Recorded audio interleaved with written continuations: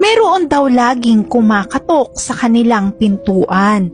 Every time na pupuntahan daw nila ito at i-check kung meron mang tao, ay pagbukas nila wala naman silang nakikita at nakakaramdam sila ng kakaibang kilabot. Madalas pang araw ay ginagaya ang boses ng kanilang anak sabay kumakatok ito sa pintuan.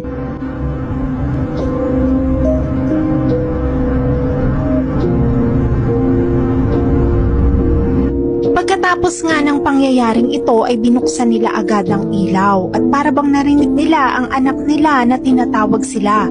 Pero nung chinek nila ang kanilang anak, ito ay natutulog.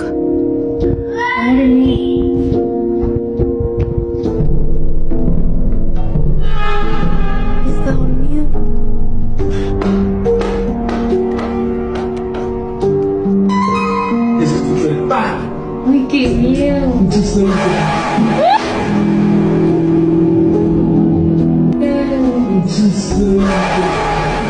At dahil nga gustong makasigurado nung tatay nung bata kung ano ba talaga itong nagpaparamdam sa kanila, ay naglakas loob siyang kumuha ng laruan at inilagay ito sa ilalim ng kortina para malaman kung ano ang susunod na mangyayari.